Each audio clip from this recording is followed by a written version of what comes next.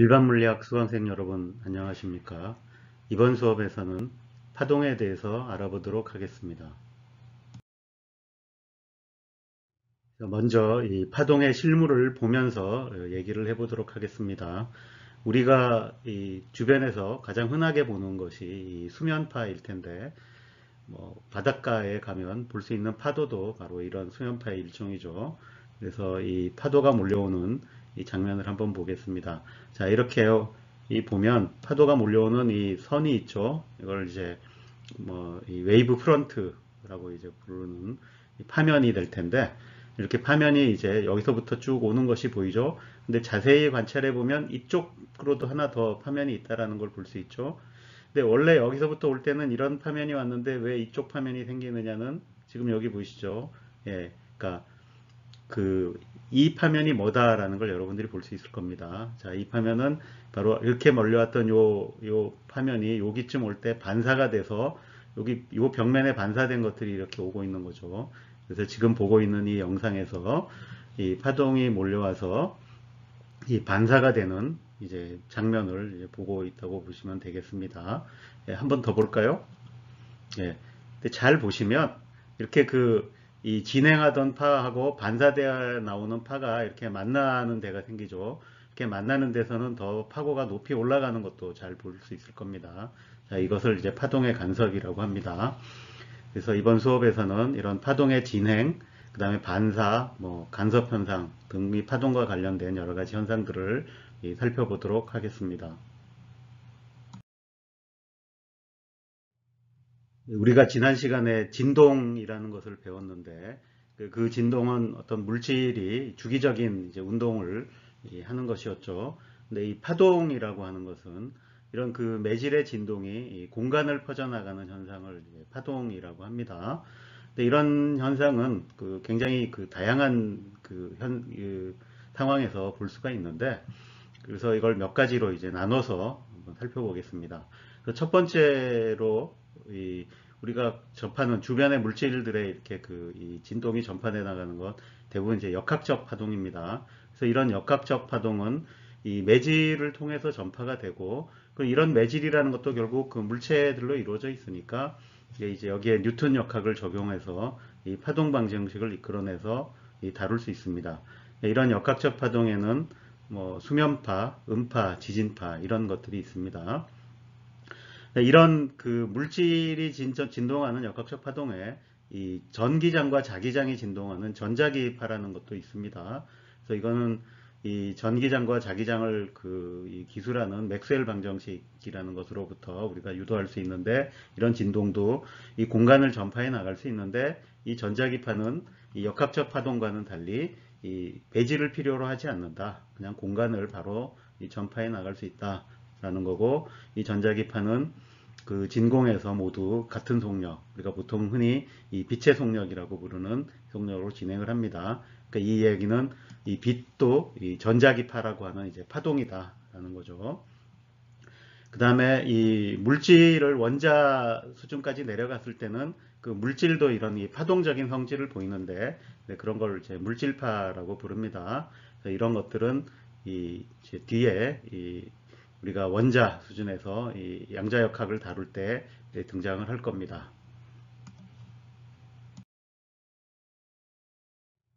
이 파동의 종류를 이 파동이 전파해 나가는 이 공간이 이제 어떤 형태로 전파해 나가느냐, 또는 공간의 차원이 얼마냐, 물론 나눌 수 있습니다. 그래서 이 1차원 파동, 2차원 파동, 3차원 파동 이렇게 나눌 수 있죠. 1차원 파동의 대표적인 것은 이렇게 줄을 타고 이 파동이 전파해 나가는 이런 여기 애니메이션에서 볼 수 있는 이런 파동이 되겠죠.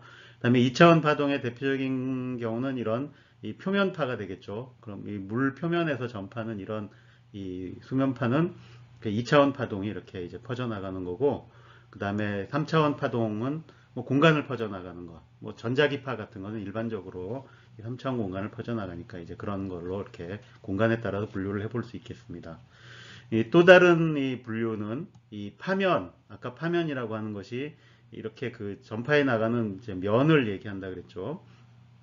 그러니까 이 면이 형태가 어떤 형태냐에 따라서 그 면이 이제 구면이면 그걸 구면파라 그러고, 직선, 그러니까 평면이면 평면파라고 부릅니다. 지금 이렇게 그 물리에 이 수면파가 퍼져나갈 때 보면 이렇게 그 원을 그리면서 퍼져나가죠. 그러니까 여기가 이제 그 파면이 이제 원을 이루고 있는데 이런 것도 이제 구면파라고 부르는 거죠. 물론 2차원이라서 원인 거고 3차원이면 진짜로 이제 구면이 되겠죠. 자, 평면파는 그러니까 이 파면이 그러니까 일직선으로 이어진 그러니까 평면으로 된 것을 얘기합니다. 근데 이 구면파도 충분히 중심에서 멀어지면 이게 점점 이 펴지겠죠. 그래서 이제 평면파에 가까워집니다. 지금 이 그림에서 보면 이 그 지진에 의해서 생긴 이제 그, 그 쓰나미가 전파해 나가는 걸 보여주는데 이게 충분히 멀리 나가면은 이제 구면파였다가 이렇게 그 평면파 이렇게 이 파면이 이제 직선이 된 걸 볼 수 있죠. 이제 이런 식으로 바뀌어 나간다. 이렇게 보인다라고 이제 할 수 있겠습니다. 이 파동을 분류하는 또 다른 방법은 이 파동이 진행하는 방향과 이 파동이 진동하는 방향의 관계를 가지고 나눌 수도 있습니다. 그래서 그렇게 나눌 때는 이제 가로파동이라는 것과 이 세로파동이라는 것으로 나누는데 이 가로파동이라고 하는 것은 이 진동의 방향이 진행 방향의 수직인 것. 자, 앞에서 줄의 진동을 봤죠. 이게 줄의 진동이 이렇게 줄이 위아래로 이렇게 지금 진동을 하는데 파동이 진행하는 방향은 이 그 줄의 방향으로 진동을 하죠. 그래서 이 진행 방향에 대해서 진동 방향이 수직인 이제 이런 파를 이 가로파동이라고 얘기를 합니다. 또는 이제 한자를 써서 횡파라고 얘기를 합니다. 그래서 대표적으로는 이 줄의 진동이 있었고 앞에서 봤던 수면파도 그 수면을 따라 진행해 가는데 진동하는 방향은 수면 위아래로 진동을 하죠. 이것도 이제 가로파동에 해당하고 그 다음에 이 고체나 그 다음에 우리 땅도 고체죠. 그러니까 그런 데서는 이 지진파가 이제 퍼져나갈 수 있는데 이 지진파 중에 S파라고 하는 것이 이 가로파동에 해당합니다.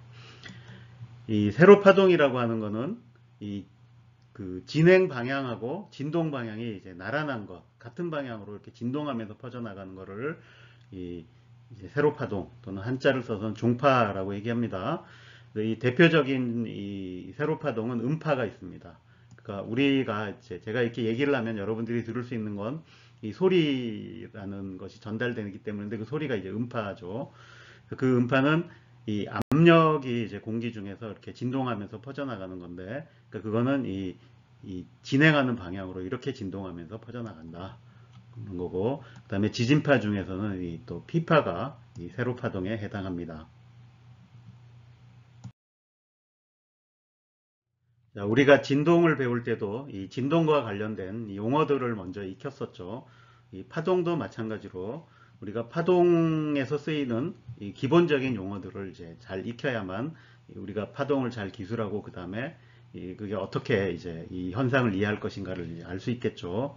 그래서 이 파동과 관련된 이 기본적인 용어들을 이제 배워보도록 하겠습니다.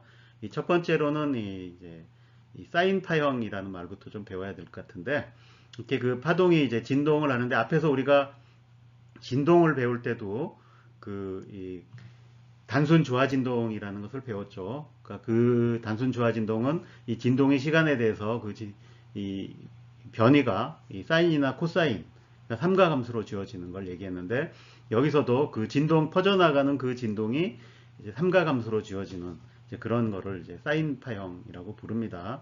어쨌든 이걸 가지고 이제 기본적인 용어들을 배워봅시다. 자, 첫 번째는 진폭이라고 하는 건데 이거는 진동의 경우와 이제 같습니다. 진동이 있으니까 얼마나 이제 이 크게 변이가 일어나느냐 이걸 나타내 주는 게 진폭입니다. 자, 일단 이 수식을 써서 한번 다시 이제 보죠. 그러면 우리가 이 진동을 나타낼 때하고 이 파동을 나타낼 때 뭐가 다른가를 보면 이제 그 진동을 나타낼 때는 이제 x라는 게 없었고 그 변이라고 하는 게 t 시간만의 함수였죠. 자, 지금 여기는 이제 이 x라고 하는 건 이 파동이 이제 전파해 나가는 공간에 대한 좌표가 되겠습니다. 그래서 이 파동이라고 하는 건 두 개의 함수죠.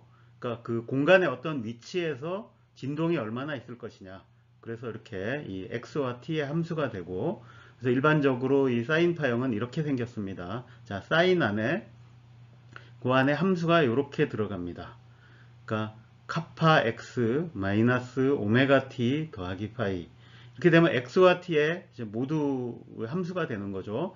그런데 우리가 이제 차츰 살펴볼 텐데, 일단 여기서 일단 진폭이라고 하는 거는 이게 이 주어진 x 한 위치를 봅시다. 그럼 x가 고정됐다고 쳐봐요. 그러면 이 시간이 가면은, 그러니까 요 오메가 t에 의해서 요 안에 값이 계속 바뀔 거고, 그럼 사인 함수니까 그 값에 따라서 이게 사인 값을 그리면서 변하겠죠.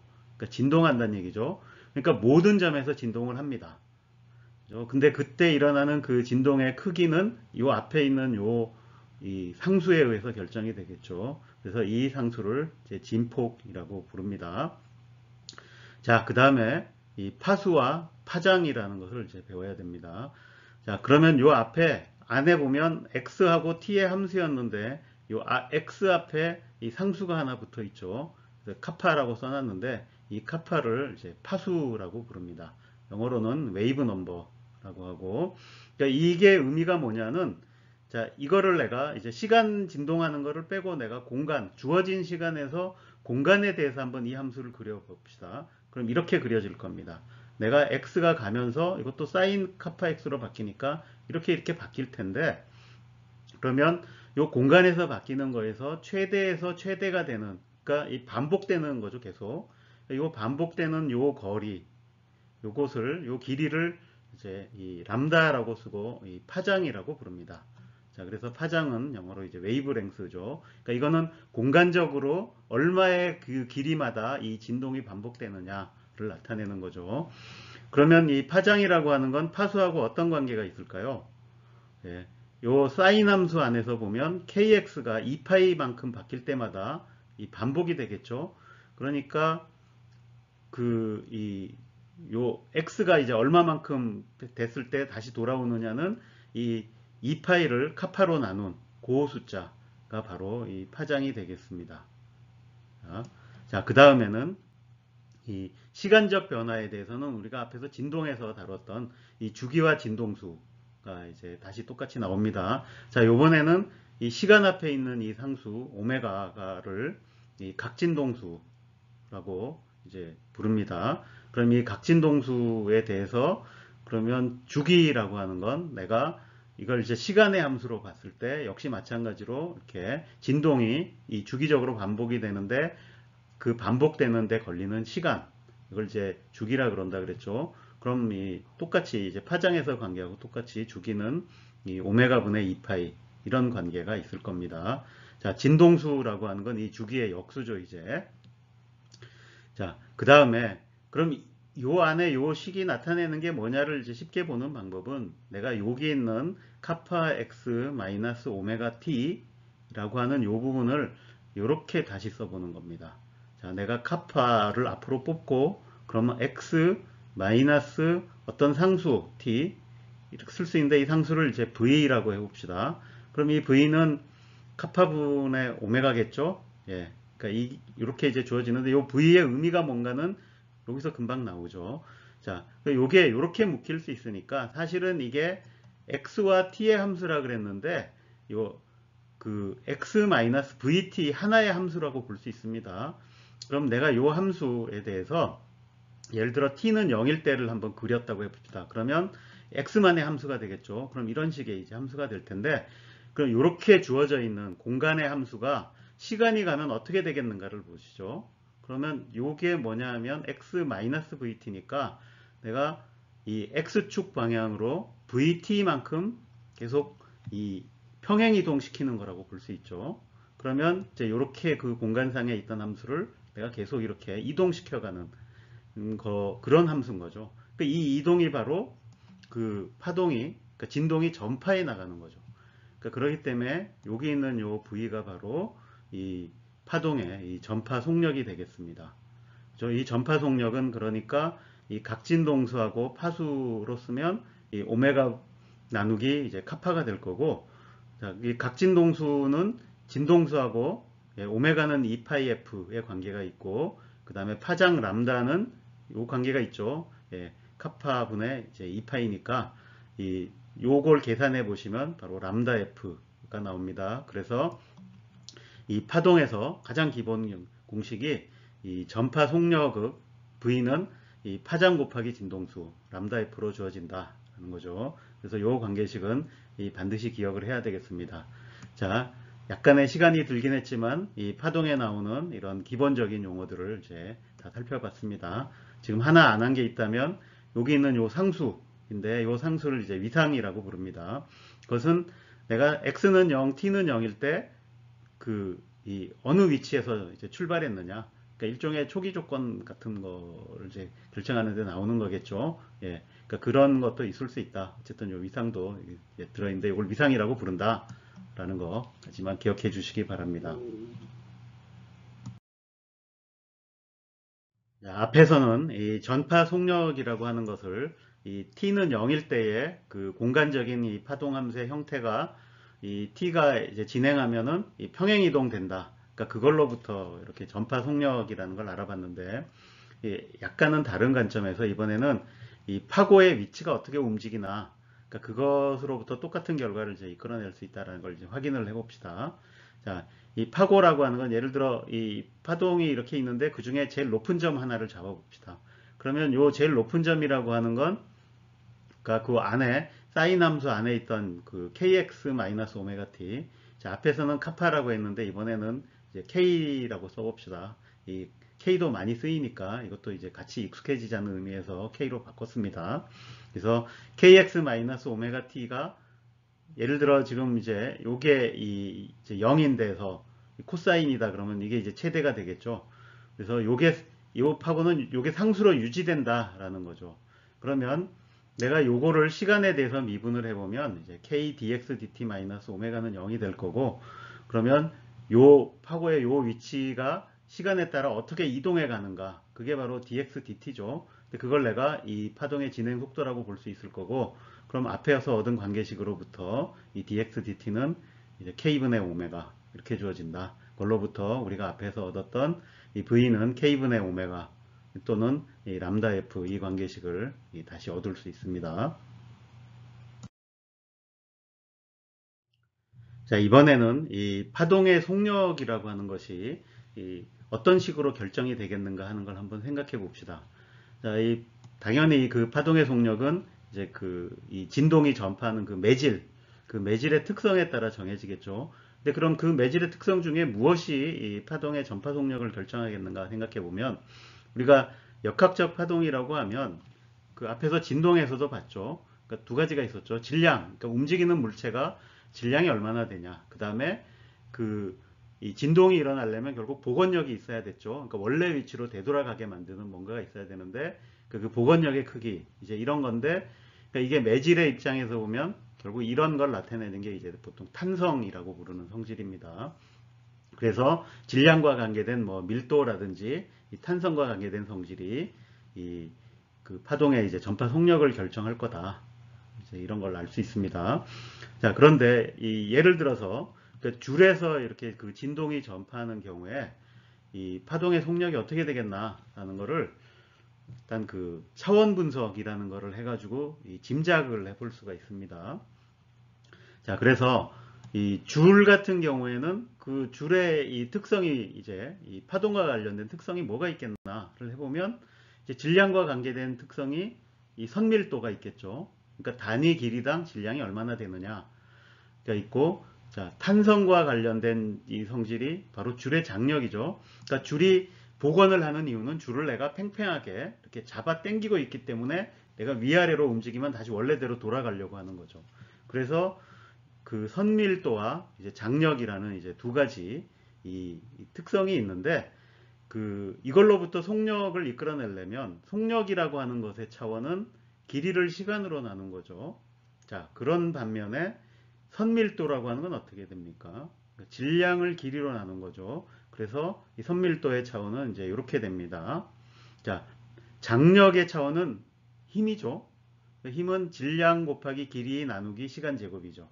그래서 여기 있는 선밀도하고 내가 장력을 조합을 해서 이게 속력이 나올 수 있는 조합이 뭐가 있겠나를 잘 보시면 속력은 LT만 있으니까 질량 없어져야 되죠. 그래서 내가 요거를 나누면 그래서 장력을 선밀도로 딱 나누면 L제곱 나누기 T제곱이 됩니다. 딱 그러니까 요거 제곱근 취해주면 여기가 딱 요 속력의 차원이 되겠죠. 그래서 이걸로부터 줄에서의 전파 속력은 이 스퀘어 루트 이 뮤분의 타우 이렇게 되겠구나 라는 걸 짐작할 수 있죠. 물론 이건 이제 차원만 봤으니까 이 앞에 상수가 곱해질 수 있습니다. 자, 이런 식으로 이 전파 속력을 이 매질의 특성으로부터 짐작을 해볼 수가 있습니다. 자, 이거를 이제 좀 더 확실하게 이제 가장 확실하게 하는 것은 이 뒤에 보시면 이제 파동 방정식이라는 걸 유도하면 이 전파 속력이 어떻게 된다라는 걸 이제 알 수 있습니다. 근데 그 파동 방정식을 제대로 유도하기가 이제 어려울 수가 있기 때문에 여기서는 그럼 뭔가 그럴듯하게 조금 더 이렇게 해보는 방법으로는 이 운동 제2법칙을 진짜로 한번 적용을 줄에 해보는 겁니다. 그러면 내가 줄이 이렇게 이 변형이 생겼다고 해봅시다. 근데 이 변형이 다시 원래대로 돌아가려고 하겠죠. 복원력이 있으니까 이게 진동이 퍼져나가는데 요 줄이 돌아가려고 할 때 이 복원력이 그러니까 장력에 의해서 작용을 하죠. 그럼 장력은 이렇게 여기서는 지금 이제 타우라고 표시가 되어 있는데 항상 이렇게 휘어진다 그러면 이 휘어진 곳에서는 접선 방향으로 작용을 할 겁니다. 근데 이게 단순히 일로 돌아가는 게 아니죠. 진동이 전파를 합니다. 그 얘기는 여기가 순간적으로는 이제 진행을 하려고 하는 이런 작용이 있어야 된다라는 거죠. 그래서 그러니까 그거를 이제 어떻게 이해를 하냐 하면 여기서 작용하는 장력 두 개의 힘이 여기 있는 요 선의 부분에 마치 구심력으로 작용해서 얘가 원운동 하려고 하는 이제 그런 작용이다. 그러면 그 작용에 의해서 이 변이가 계속 옆으로 이제 이동해 갈 수 있는 거죠. 그래서 이 장력에 의한 복원력이 구심력으로 작용한다. 그러니까 요 아이디어를 적용을 해보면 자, 내가 여기 요 작은 그 줄 부분에다가 이게 구심력이다. 그러니까 R분의 MV 제곱이다. 요 V를 알고 싶은 거죠. 얘가 움직이는. 이게 이제 줄의 전파 속력 같은 걸 테니까. 그래서, 근데 요게 힘이 장력인데, 여기가 세타면, 요게 이제 접선 방향이 있으니까, 요게 그 타우 사인 세타만큼 작용을 할 거고, 이게 양쪽에 있으니까 2배가 될 거고, 그래서 이 세타가 충분히 작으면, 작은 영역 하니까 타우 2세타가 되는데, 요 2세타는 결국 R분의 델타 L이 되겠죠. 예, 이제 그래서 힘이 이만큼 작용하는 거, 그 다음에 질량은 이 선밀도 뮤에다가 델타 L을 곱한 게 될 테니까 내가 여기다가 요걸 해보면 그 V는 다 넘기면 이제 스퀘어 루트 RF 나누기 M이 될 테고 이 F를 여기서 구한 거 집어넣고 이 M은 이제 여기 있는 델타 M을 가져다 넣으면 정확하게 이제 이렇게 주어진다. 그래서 스퀘어 루트 뮤 분의 타우가 된다. 그러니까 요 C가 이제 1이라는 것을 이제 확인해 볼 수가 있습니다. 다음으로 이 파동의 에너지에 대해서 한번 생각을 해봅시다. 그러니까 파동이라고 하는 것이 이 진동이 이제 전파되어 나가는 것이죠. 근데 그 진동이라고 하는 것은 에너지를 가지고 있죠. 그러니까 그 운동 에너지도 가지고 있고 복원력이 작용해서 진동이 일어나니까 이 탄성 포텐셜 에너지도 가지고 있습니다. 그런데 이런 진동이 그 옆으로 그 공간을 퍼져나갈 테니까 그러면 이 진동이 가지고 있던 에너지가 이것도 역시 마찬가지로 이게 이제 전달이 돼서 옆으로 이렇게 이제 공간을 이제 퍼져나갈 겁니다. 그러면 얼마만큼의 에너지가 이제 전파를 할 것이냐 이거 계산을 해볼 수 있죠. 그럼 이렇게 이 줄의 진동 같은 걸 예를 들어 보면 이 줄이 진동을 할 때 이렇게 이 줄이 요 부분 예를 들어서 이렇게 여기 있을 때도 있고 내려가서 진동을 계속 할 텐데 그럼 요 줄의 요 부분이 가지고 있는 이 평균적인 에너지가 얼마나 되겠는가 한번 일단 계산을 해보면 그럼 계속 진동이 되고 그러면서 이쪽으로 퍼져나갈 테니까 그러면 그 진동에다가 이 전파하는 속력을 곱한 것이 이 에너지가 얼마나 전달이 되느냐 그러니까 그거를 이제 알 수 있겠죠. 자, 그래서 일단 이 파동함수 사인 파형을 한번 생각해 봅시다. 자, 그럼 이제 양의 x 방향으로 이렇게 진행하는 이런 파형이 있습니다. 그럼 이때 내가 이게 진동을 하는데 그 진동 중에 운동 에너지 부분만 이제 한번 봅시다. 그럼 요 줄이 이 y 방향으로 움직이는 건, 그러니까 요 방향으로 움직일 텐데, 그건 내가 이 라운드 y, 라운드 t 시간에 대해서 미분을 해보면 되겠죠. 그럼 이렇게 미분하면 오메가가 하나 튀어나오고 이제 코사인이 되겠죠. 그럼 이 운동 에너지라고 하는 건 요 작은 부분에 가지고 있는 질량에다가 그 다음에 이 여기서 구한 이제 요 움직이는 속도의 제곱이 되겠죠. 그렇게 해보면 여기의 질량은 뮤 dx죠. 네, 요 길이를 이제 짧은 길을 dx라 그러면 이제 뮤 dx가 될 거고 u 제곱은 앞에서 구한 걸 집어넣으면 이제 마이너스 오메가의 ym이 제곱이 되고 코사인 제곱 이렇게 될 겁니다. 자, 이게 이제 지금 이제 그럼 단위 시간당 얼마나 갈 거냐를 이제 보는 겁니다. 그러면 내가 이걸 dt로 나눠주면 되겠죠. 그죠? 그러면 이제 여기서 dt가 들어가는 건 요 dx를 dt로 나누는 게 될 테니까 요게 이제 v가 될 겁니다. 그 전파 속력이 나오겠죠. 그죠? 그리고 이게 이제 그 옆으로 계속 전달돼 간다라는 걸 이제 보여주는 겁니다. 그리고 나머지 이제 이렇게 계산하면 뭐 이것들은 다 그냥 쉽게 제곱돼서 나오고 그 다음에 이제 코사인 제곱이 나옵니다. 그래서 이거는 지금 이제 운동 에너지만 전달되는 거를 계산을 했으니까 그 운동 에너지는 변하죠, 시간에 따라. 그래서 이 코사인 제곱에 따라 이렇게 변하는데 내가 이걸 시간에 대해서 평균을 내볼 수 있겠죠. 그래서 여기 오메가 t 여기 있는 거에 대해서 평균 내면 여러분들 그 코사인 제곱 x를 0에서부터 2파이 사이에서 평균 내보면 2분의 1이죠. 그래서 이제 요게 이제 2분의 1 평균이 돼서 전체적으로는 이렇게 4분의 1이 될 겁니다. 자, 그러면 운동 에너지만 했으니까 이 포텐셜 에너지도 전달이 되죠. 그때 그 이런 여러분들 그 단순 조화진동자에서 봤듯이 이 운동 에너지와 그 탄성 포텐셜 에너지 평균 내면 똑같을 겁니다. 그래서 전체적으로 전달되는 에너지는 요 앞에서 계산한 운동 에너지가 전달되는 거에 이제 2배 해주면 그래서 2분의 1 뮤에 v에 오메가 제곱 ym 제곱 이만큼의 이 에너지가 단위 시간당 전달이 된다. 그러니까 이제 일률이 되는 거죠. 그죠? 이 파동이 전파함으로써 이 얼마만큼의 이제 이 에너지가 퍼져나가나 이거죠. 그래서 그 일률은 앞에 2분의 1 붙고 선밀도 곱하기 전파 속력 곱하기 이 진동수의 제곱, 진폭의 제곱 이렇게 주어지는구나 라는 걸 알 수 있습니다. 자, 이것은 이 역학적 파동에 이제 적용되는 이 에너지 전달률이 되겠습니다. 자, 이번에는 이 파동이 전파해 나가는 것을 이제 기술하는 이 방정식이 있을 텐데 그 방정식에 한번 도전해 봅시다.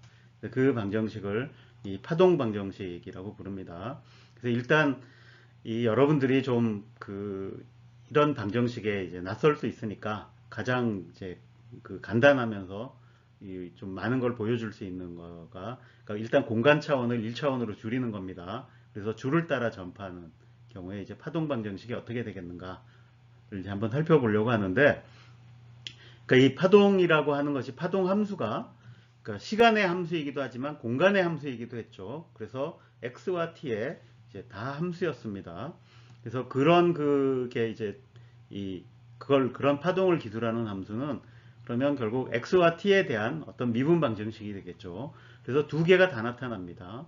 그래서 이래서 이런 방정식은 이제 이 변수가 두 개 있고 각각의 미분이 다 나타나기 때문에 이런 것을 이제 편미분 방정식이라고 부릅니다.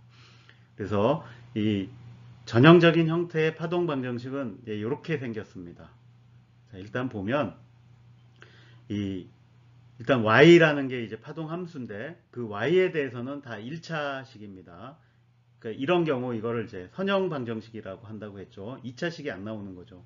대신 미분은 두 번 하는데 그러니까 x에 대해서 미분하는 것도 나오고 t에 대해서 미분하는 것도 나오죠. 그래서 이렇게 변수가 여러 개일 때 다 각각 미분하는 걸 편미분이라고 그러고 이게 이제 이 방정식은 그러니까 선형 편미분 방정식이 되겠습니다.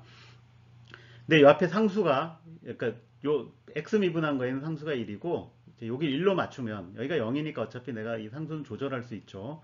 여기를 1로 맞추면 요 시간 앞에 붙는 요 상수를 내가 그 요 상수의 의미가 그러니까 속력과 전파 속력과 관계가 있다. 그래서 그것의 역수가 속력의 제곱이 된다. 왜냐면 VDT하고 X가 항상 그러니까 X-VT로 붙어 다녔죠. 그래서 요 관계식을 이제 여기서 볼 수 있습니다. 그래서 이렇게 생긴 형태가 이제 이 전형적인 이제 파동 방정식이 됩니다. 그러니까 요거를 다시 쓰면 내가 이 파동 함수에 대해서 내가 이렇게 생긴 이제 미분 연산자를 여기다가 이제 적용해 주는 게 바로 파동 방정식이다 라는 거죠. 자, 그럼 저 방정식은 어떻게 나왔겠나 라는 거는 뭐 아주 쉽진 않습니다. 그렇지만 이제 대충 어떻게 한다 라는 거 정도 간단하게 한번 생각해 보고 넘어갑시다. 우리가 줄이라고 하는 거에 대해서 연속적으로 이렇게 하려면 연속체에 대한 방정식을 다뤄야 되니까 약간 이제 어려울 수 있습니다. 그래서 줄이라는 걸 한번 이렇게 생각을 해봅니다. 그러니까 질량이 이렇게 있는 거를 내가 전부 이렇게 스프링으로 달아서 다 연결해 놨다. 이게 줄이다라고 놓는 거죠. 자, 그럼 이 각각의 줄에 대해서 내가 이 뉴턴의 운동 방정식을 세울 수 있을 겁니다. 여기 또 번호를 매기는 거죠. 1, 2, 3, 4, 5, 6 이렇게. 그럼 내가 그 i라는 이제 인덱스를 가지고 이렇게 요 i번째 있는 거에 이 운동 방정식은 질량 곱하기 가속도는 이렇게 결국 이렇게 변이가 생기면 양쪽 끝에서 이렇게 잡아당겨서 복원시키려고 그랬겠죠. 근데 이 복원은 결국 여기하고 여기 변수가 이 변이가 얼마나 차이가 있는가에 비례할 거예요. 그래서 이쪽은 요거하고 더 큰 거하고 차이가 여기로 작용할 거고 이쪽은 이제 여기하고 차이가 이제 작용을 할 겁니다. 그래서 이렇게 작용이 될 텐데 내가 이것을 요거의 길이 델타 x로 이제 다 나눠줘 봅니다. 그럼 이제 여기에다가는 이쪽은 이제 m을 델타 x로 나누면 되죠. 그렇게 하면 요게 이제 선밀도에 해당하는 양이 될 겁니다. 자, 그 다음에 이쪽에는 이제 델타 x로 나누는데 k에다가 델타 x를 곱해줘요. 그러면 k 델타 x라는 게 뭘까를 잘 생각해 보면 내가 이 델타 x만큼 요 길이만큼 늘어났을 때 이 복원력이 얼마나 되느냐. 근데 이거는 결국 이게 줄의 장력하고 같은 양이 될 겁니다. 힘이 될 테니까. 그럼 나머지 델타 x 하나 나눈 거를 델타 x 분의 1로 놔두고 나머지 하나는 요 안에다가 집어넣어요. 그러면 그러니까 요 두 변이를 뺀 거를 델타 x로 나눈 게 뭐냐면 요거 미분의 개념 같은 거죠.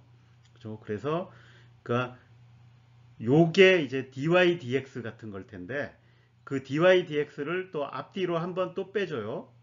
그죠? 그 다음에 또 델타 x로 나눠줘요. 그러니까 이거는 dy dx를 두 번 하는 거죠. 그래서 이렇게 x에 대한 두 번 미분이 나올 거다. 그래서 내가 각각을 다 이렇게 집어넣어주면 결국 이제 여기는 이제 선밀도가 되고 여기는 장력이 나와서 이제 두 번 미분한 게 되는데 요 장력 타우를 반대편으로 넘기면 이제 이렇게 미우 나누기 타우가 될 거고 시간 두 번 미분한 거 공간 두 번 미분한 거 이런 형태로 방정식이 나올 거다. 그래서 이런 이제 파동 방정식이 나온다는 걸 알 수 있죠. 그럼 이런 파동 방정식으로부터 요 앞에 있는 상수가 이 v 제곱분의 1이라 그랬죠. 그럼 v 제곱은 이제 뮤분의 타우가 돼야 되고 이 앞에서 봤던 이제 우리가 대충 짐작으로 맞췄던 그게 이 파동 방정식을 통해서도 확인된다는 걸 볼 수 있습니다. 자, 파동 방정식이 어떻게 생겼는지 알았으니까 답도 한번 구해봐야 되겠죠. 그래서 그 1차원 파동 방정식을 이제 풀고 싶은데 일반적으로 이 편미분 방정식 푸는 게 쉽지는 않습니다.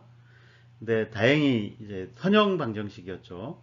그래서 선형 방정식은 그래도 우리가 이제 어떤 해가 있다라는 걸 이제 시도를 해볼 수 있는데 이 1차원인 경우에는 이 답이 이제 이미 알려져 있습니다. 그 답이 이렇게 생겼습니다. 그렇죠? 자, 여기 보면 이 y, x하고 t의 함수인데 그 x하고 t의 각각의 함수가 아니라 x-vt라는 요 조합의 함수가 되는 거죠. 그리고 요 f는 임의의 함수입니다. 아무렇게나 생겨도 돼요. 그러니까 요거의 함수기만 하면 돼요. x-vt. 또 하나는 이제 요번에는 x 플러스 vt 이렇게 생긴 함수면 돼요. 그래서 요 두 개가 일반적으로 더해준 게 이제 가장 일반적인 함수가 됩니다. 자, 이게 선형 방정식이라 그랬으니까 각각이 이제 해가 되면 두 개 더한 것도 해가 된다 그랬죠. 이제 그걸 보여주는 거고, 그 다음에 요게 뭘 의미하나를 하는 걸 한번 생각해 보죠.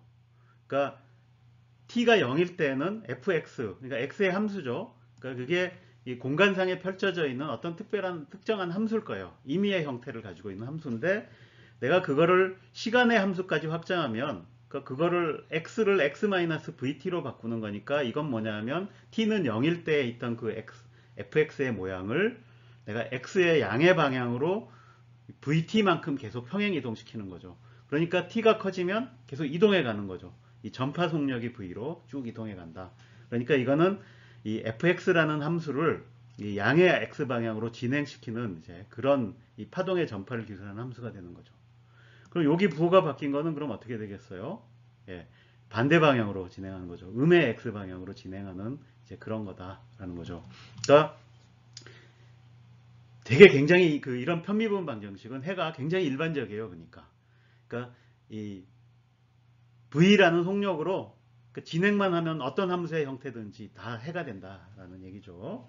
자, 이거를 이제 풀어서 확인은 못하지만 저게 답이 된다라는 건 여러분들이 쉽게 확인을 할 수가 있을 겁니다. 여러분들이 직접 이렇게 생긴 함수를 여기다 집어넣어 보세요.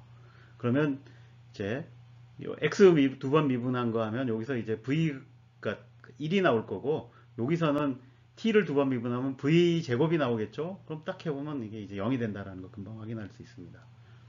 이걸 또 확인해 보는 다른 방법으로는 내가 아예 요거로 된 x-vt를 새로운 변수로 이제 바꿔주고, 그러니까 여기 지금 z라는 변수로 바꿨고, x 플러스 vt를 이제 그 크사이라는 새로운 변수로 이렇게 바꿔주면 내가 요 미분 방정식을 이렇게 바꿀 수가 있습니다.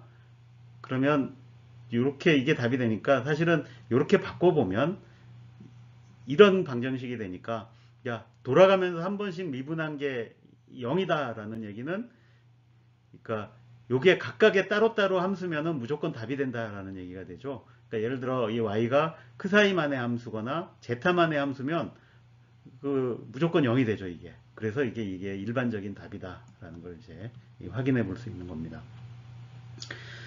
자, 그 다음에 우리가 맨 처음에 시작할 때 이 사인파형 가지고 했죠. 그럼 왜 하필 많은 형태 중에 사인파형을 했나? 지금 여기서도 보면 일반적으로 이 임의의 형태를 해도 되죠. 예, 임의의 형태를 해도 되는데 이렇게 하는 이유는 이게 이제 선형 방정식이다라는 것 때문에 그렇습니다. 이렇게 선형 방정식인 경우에는 내가 그 해를 알면 그 해의 선형 조합, 뭐 상수 곱한 다음에 다 더해주는 게 이제 해가 되죠. 근데 여러분들이 이 수학을 조금 더 배워보면 이 풀이의 정리라는 걸 배울 겁니다. 그래서 이 풀이의 정리가 얘기해 주는 게 뭐냐면, 그러니까 모든 주기함수는 이 사인 함수나 또는 코사인 함수의 선형 조합으로 쓸 수 있다라는 거죠. 내가 임의의 함수는 이렇게 이 사인 kx, 코사인 kx 이런 형태로 상수만 조절해서 다 만들어낼 수 있다라는 겁니다. 그래서 내가 사인 함수에 대해서만 어떻게 된다라는 걸 알면 임의의 함수에 대해서도 다 알 수 있다.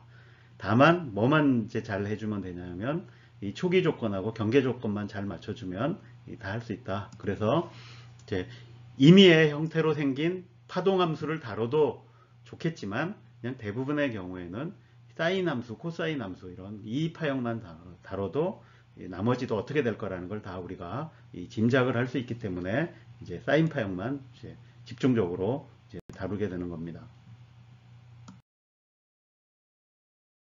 자, 그래서 여기에 파동의 전파에 조금 이제 익숙치 않은 분들을 위해서 뭐 큰 내용은 없지만, 자, 이 파동 방정식의 그 중에서 이제 오른쪽으로 움직이는 펄스 한번 생각해 봅시다.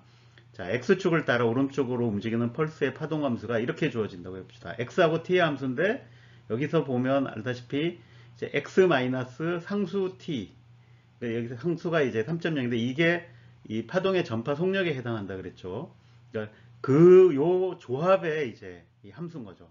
이 제곱 플러스 1로 주어져 있다.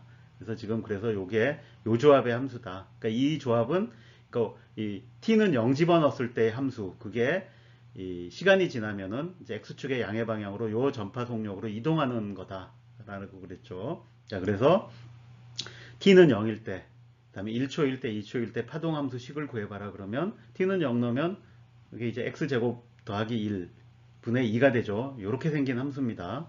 근데 그게 시간이 경과하면 어떻게 되느냐? 요 함수를 시간에 따라 이렇게 요 속력에다 시간 곱한 거리만큼 이 평행 이동 시켜주는 거다. 그래서 이렇게 이 펄스파가 이 진행하는 이제 파동, 그거를 나타내는 이 파동 함수가 이게 이제 이렇게 생겼다라는 걸 보여주는 겁니다.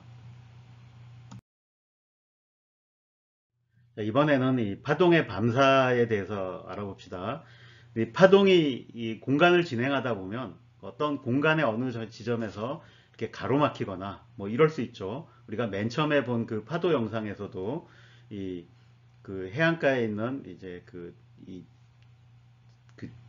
방벽에 의해서 거기에 이제 이 파도가 오면 더 이상 진행을 못하죠. 그럼 거기서 이렇게 튕겨져 나옵니다. 그래서 파동이 이제 진행 방향을 바꾸게 되는 거죠. 그러니까 이런 걸 이제 파동의 이 반사라고 합니다. 근데 이렇게 반사가 일어날 때도 그 당장에 조금 왜 그런지 싶을 텐데 이 두 가지 타입의 반사가 이제 있을 수 있습니다.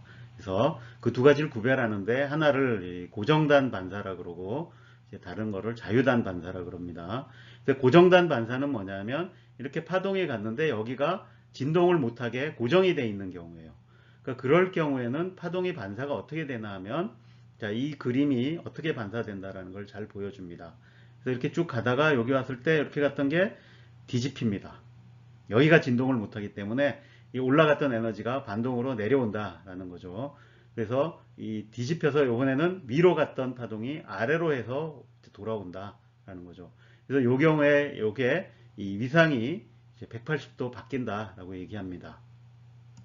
반면에 자유단 반사는 뭐냐면 이 끝이 고정이 안 돼 있고 움직일 수가 있어요.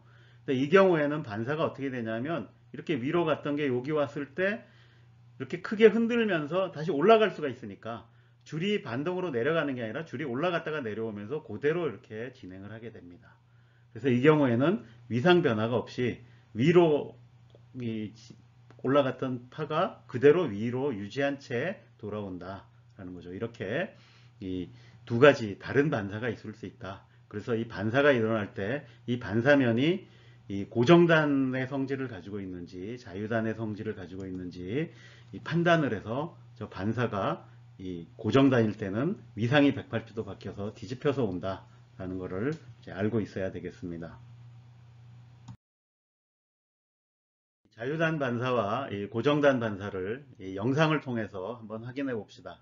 일단 자유단 반사의 경우부터 한번 보죠. 지금 여기가 이제 움직일 수 있죠. 움직일 수 있을 때 어떻게 반사되나 잘 눈여겨보시죠. 예, 앞에서 설명한 대로 위로 갔던 것은 그대로 다시 위로 돼서 돌아오죠. 자, 요번에는 이제 조금 파장이 짧아졌다. 그러니까 진동수가 커졌을 때 어떻게 되나. 똑같은 현상인데 한번 보시죠.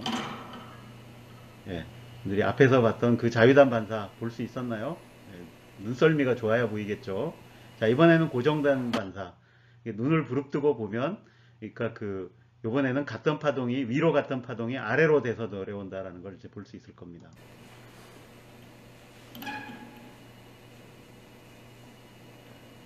네, 잘 보셨습니까? 네, 위상이 뒤집히는 거 확인하셨나요? 네. 자, 이번엔 똑같은데, 이제 파장이 짧은 거 또 한번 보죠. 이제 조금 더 빨리 일어날 겁니다. 네. 그렇지만 위로 갔다가 아래로 해서 돌아온다. 라는 걸 이제 볼 수 있죠. 자, 이제 다음 영상은 뭐냐면, 이제 중간에 매질이 바뀌면 그 매질면에선 투과도 되고 반사도 일어납니다. 이제 그런 걸 한번 보도록 합시다. 지금 여기는 자 이렇게 반사돼서 돌아가는데 이쪽으로도 조금 가는 게 보이죠. 그러니까 여기서는 반사가 돼서 왔다가 돌아갔는데 이쪽으로도 조금 갑니다. 자, 다시 한번 다른 영상을 통해서 한 번 더 보시죠.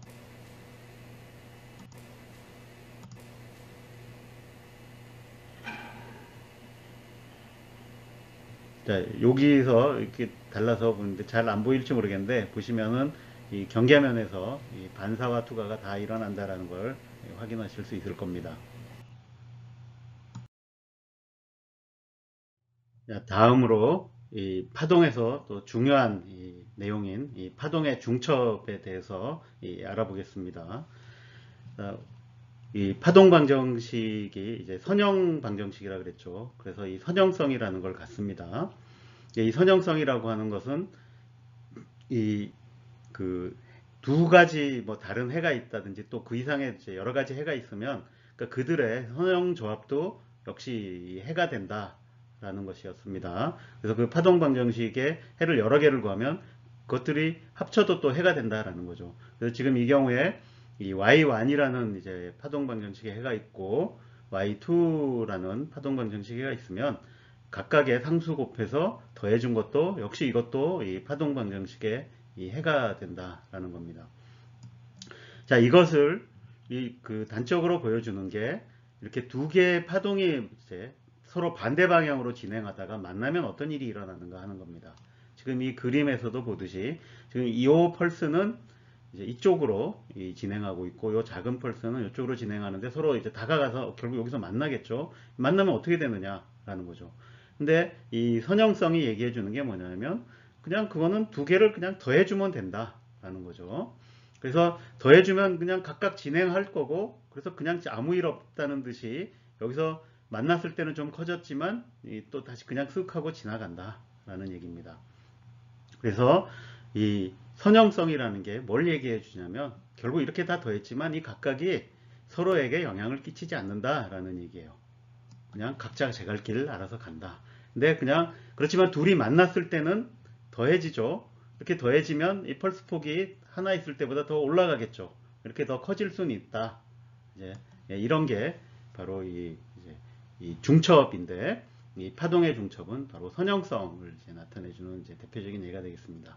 자, 이런 그 중첩이 일어났을 때 이제 어떤 일이 이제 일어날 수 있는지 알아보기로 하죠.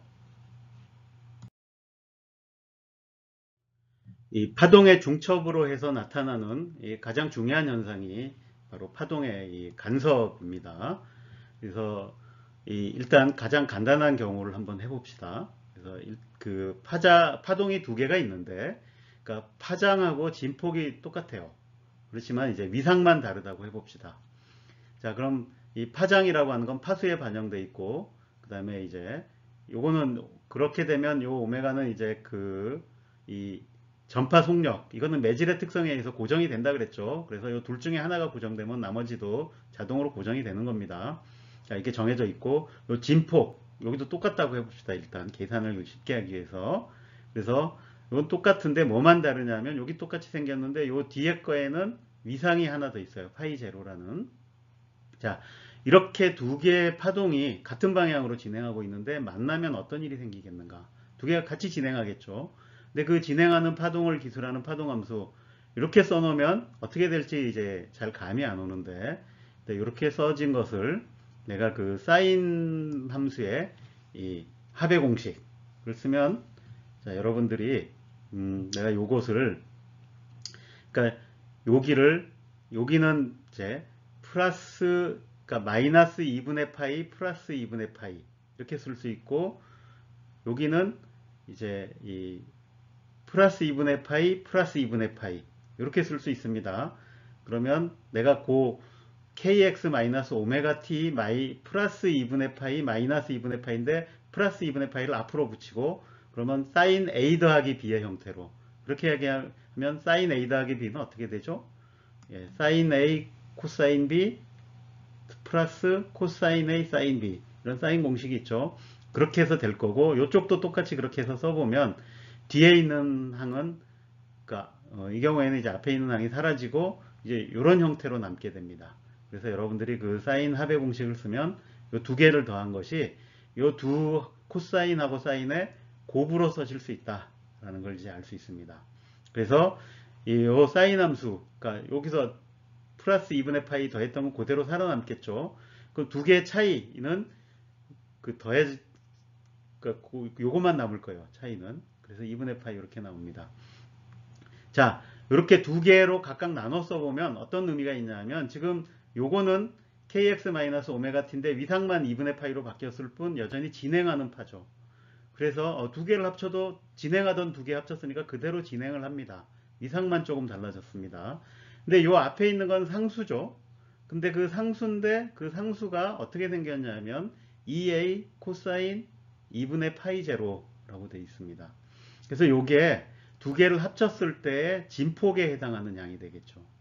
근데 이 진폭의 크기가 바로 요 위상의 차이, 그러니까 요거하고 요거의 차이가 여기 있는 파이 제로만큼 차이니까 그 파이 제로의 값이 얼마냐에 따라서 이 진폭의 크기가 달라지겠다라는 거죠. 그래서 만약에 이 파이 제로가 0이다 그러면 그냥 두 개 더한 거죠. 그러면 여기가 1일 테니까 진폭이 2a가 됩니다. 지금 옆에 그림에 보면, 그래서 지금 여기 이 빨간색하고 파란색이 지금 요 두 개의 이 진행하는 이제 파를 나타낸 건데, 두 개를 더했을 때 이 위상차가 전혀 없으면 그냥 더해지겠죠. 두 배가 될 겁니다. 그래서 진폭이 두 배가 돼요. 근데 예를 들어서 이제 위상차가 4분의 파이가 되면 여기가 이제 이 여기다가 4분의 파이 집어넣으니까 8분의 파이 제로, 코사인 8분의 파이만큼 조금 줄겠죠. 네. 그래서 진폭이 조금 줄다가, 자, 예를 들어서 파이 제로가 아예 파이가 됐다라고 해봅시다. 그럼 어떻게 되나? 그러면 여기가 코사인 2분의 파이가 되겠죠. 이게 0이 된다는 얘기예요. 그러니까 요 두 개가 완전히 반대 방향으로 진행하는 거여서 두 개를 합쳐버리면 진폭이 0이 돼버린다라는 거죠. 그래서 이렇게 요 위상 차이에 따라서 이렇게 커지는 경우, 진폭이 더 커지는 것을 이제 보강 간섭, 그러니까 constructive interference라 그러고, 이 위상의 차이가 파이만큼 됐을 때 이제는 서로 상쇄가 돼 버리죠. 그래서 이걸 소멸 간섭, 그러니까 destructive interference라 그럽니다. 물론 여기는 0하고 파이만 썼는데 사실은 이 위상 차이가 여기 2파이마다 반복이 되죠. 그러니까 사실은 여기가 0이나 2파이, 4파이 이럴 때도 똑같고, 여기는 파이, 3파이, 5파이 이럴 때도 똑같습니다. 자, 지금은 그래서 이렇게 이제 위상 차이 때문에 같은 방향으로 진행하는 파가 이렇게 이 보강 또는 소멸 간섭 같은 게, 아니면 이제 위상차가 어중간할 때는 이렇게 진폭이 줄어드는 그런 것들을 이제 볼 수 있었는데, 이게 이 동일한 파동도 이게 이 진행한 경로에 따라서 그 위상 차이가 발생해서 이 간섭을 일으킬 수 있습니다. 그래서 이런 걸 이제 이 경로 차이에 의한 이제 간섭이라고 합니다. 근데 이 경우에는 그 경로 차이가 만드는 위상 차이가 얼마인지를 알면 이게 보강이 될지 소멸이 될지 이제 확인해 볼 수 있습니다. 그러니까 이 경로 차이를 델타 R이라 그래 봅시다. 근데 이 경로가 한 파장이 되면, 그러니까 파장하고 똑같아지면 그게 위상 차이를 얼마나 줄 거냐면 그게 2파이만큼의 위상 차이를 주겠죠. 그러니까 일반적으로 그 위상 차이 델타 파이라고 하는 건 2파이 곱하기 이 람다분의 델타 R 이렇게 주어질 겁니다. 내가 그럼 이걸 가지고 잘 보면, 그러니까 경로차가 이 파장에 비해서, 그러니까 파장의 정수배만큼 난다. 그러면 보강 간섭이 일어날 거고, 그러니까 여기에 해당하는 거죠. 그 다음에 이 정수배의 반파장 더해진 것만큼, 그러니까 반파장 차이만큼 차이가 난다 그러면 그때는 이제 소멸 간섭이 일어날 겁니다. 자, 이제 그 수면파 가지고 이렇게 그 경로 차이에 따라서 이렇게 이 위상 차이가 발생하는 거를 이제 잘 보여주는 그런 영상을 한번 이제 보도록 하겠습니다. 이 영상을 통해서 여러분들이 조금 더 간섭 현상에 대해서 감각이 이제 생기기를 이제 기대해 봅니다. 한번 영상을 보죠.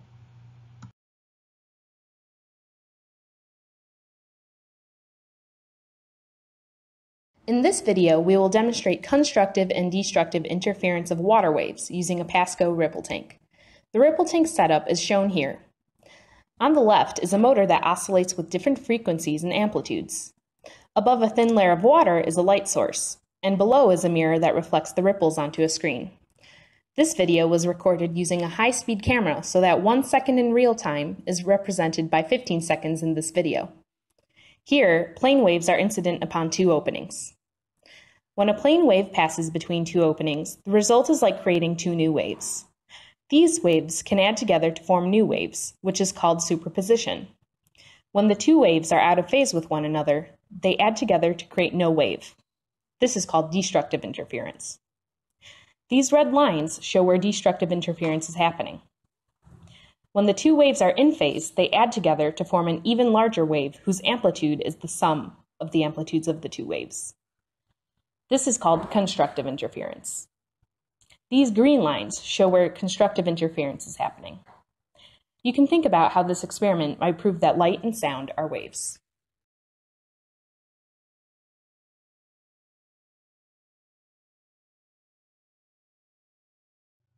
예제를 통해서 파동의 간섭 배운 것을 확인해 봅시다.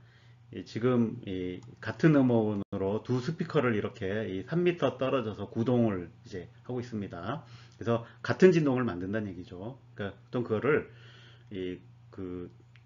정확하게 표현할 때는 이제 같은 위상을 가졌다라고 얘기합니다. 위상차가 중요하니까 같은 위상으로 이렇게 소리를 만들어서 보내고 있는데 그 한 쌍의 스피커가 이제 3m 떨어져 있고 청취자는 여기 그 중심으로부터 8m 이제 떨어진 점 O에 있는데 여기서 있으면은 그 양쪽에서 오는 이 소리에 의해서 여기는 항상 그 보강 간섭이 일어나겠죠. 이제 경로차가 없으니까. 근데 여기서부터 이 수직 방향으로 이 0.35m인 점 P에 도달했을 때 이 음파 세기의 1차 극소, 그러니까 소리가 잘 안 들리는 그 최소로 되는 극소를 들었다면 이 음원의 진동수는 얼마인가 하는 거죠. 그럼 요 지점에 왔을 때 그러니까 극소가 된다. 극소가 되려면 위상차가 이제 첫 번째 극소는 그러니까 위상차가 파이만큼 나는 데죠. 그 위상차가 파이가 만큼 나려면 그 위상차는 지금 경로차 때문에 생기는 거죠. 그래서 그 경로차를 이제 계산해 보자 이런 게 되는 거죠. 그래서 일단 이 P 지점에서 두 스피커로부터의 경로차를 이제 계산을 합니다. 그러면 두 거리를 계산해야겠죠. 그래서 R1하고 R2를 계산한 다음에 계산할 수 있죠. 이렇게 수직 집어넣으면 이 경로차는 요 두 거리의 차이죠. 그럼 델타 R이 이제 0.13m가 됩니다. 그런데 이게 그 1차 극소가 되려면 요 길이가 경로차가 파장의 2분의 1이 돼야 되죠. 네. 그 얘기는 이 파장이 요 경로차 두 배란 얘기죠. 그러니까 0.26m다. 그럼 파장을 알았으니까 진동수를 구하라 그랬으니까 진동수는 이제 V는 람다 F 이관계식을 써서 그 F는 그러면 람다 분의 V가 되죠. 물론 이제 V를 알고 있어야 됩니다. 여러분들 그 음파의 속력은 일단 그 15도씨일 때 이제 343m/s 이 값을 집어넣으면 람다는 0.26이라 그랬으니까 이렇게 계산해 보면 이 진동수가 이제 1.3kHz가 된다라는 걸 알 수 있습니다. 자, 이번에는 그 서로 반대 방향으로 진행하는 이 파동이 두 개가 만나서 이 정상파라고 만드는 재미있는 현상을 이제 알아보도록 합시다. 이 정상파라고 하는 거는 그러니까 이 파장과 진폭이 같고 진행 방향이 서로 반대인 이 두 파동이 이제 만나서 일으키는 간섭 현상 때문에 일어나는 현상입니다. 이 정상이라는 말은 이제 영어로 스탠딩 웨이브를 번역한 건데 이 스탠딩 웨이브라는 거는 진행을 안 하고 서 있다라는 뜻이죠. 그러니까 진행하는 두 파가 만났는데 진행을 안 하게 된다는 얘기가 됩니다. 그래서 가끔 어떤 책에서는 이제 정지파라고 번역을 하기도 하는데 여기서는 일단 정상파라고 부르도록 하겠습니다. 자, 이거를 조금 수식을 써서 다뤄보려고 하니까 지금 여기 보면 이제 왼쪽으로 진행하는 파와 오른쪽으로 진행하는 파 두 개를 이제 더하는 겁니다. 더하면 된다 그랬죠. 중첩 원리에. 그래서 지금 이거는 왼쪽으로 진행하는 파고 이거는 이 오른쪽으로 진행하는 파입니다. 여기 그래서 부호가 다르죠. 이 두 개를 더하면 어떻게 되느냐? 자, 우리가 앞에서 더하던 그 사인의 이 합의 공식, 곱의 공식 이걸 이제 해보면 이렇게 쓸 수가 있는 거죠.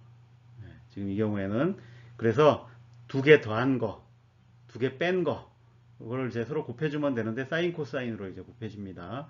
그래서 더한 거가 사인이 되는데 이렇게 써놓고 보니까 재미있는 현상이 났어요. 그러니까 보통 파동은 이제 x하고 t가 이렇게 특별한 이 조합으로 되어 있는데 이게 두 개가 분리됐죠. 그러니까 x의 함수와 t의 함수로 나눠졌다라는 겁니다.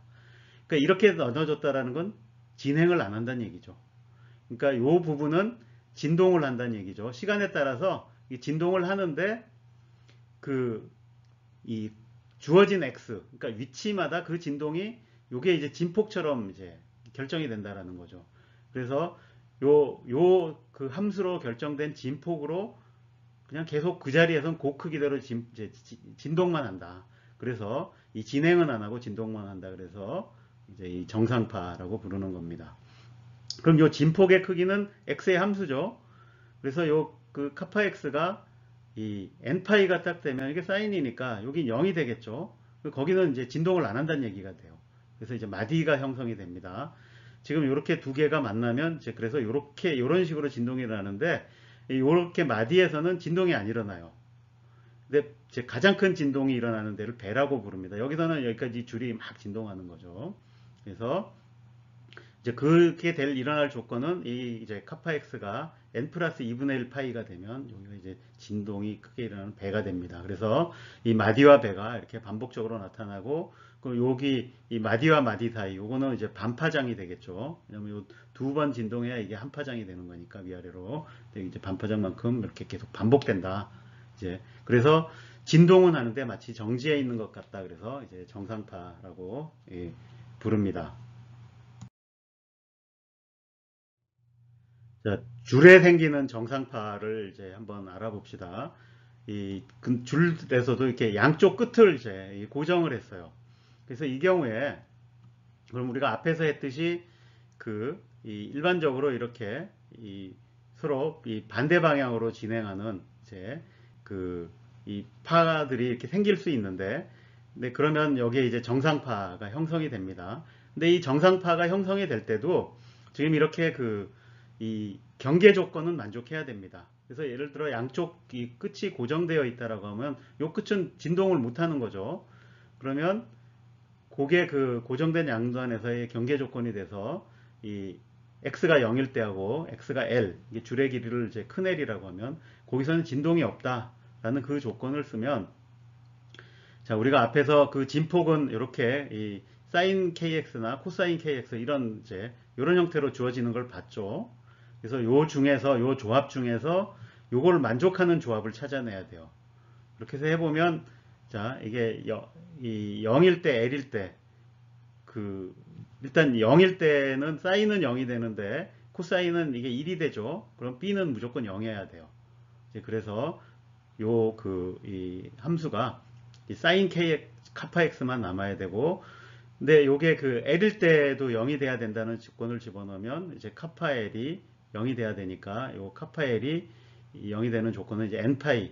그래서 N은 0, 1, 2, 3, 4 이런 거 하는데 0일 경우엔 진동을 안 한다는 얘기니까 그거는 빼버리고 이제 1, 2, 3 이렇게만 가는 게 되겠죠.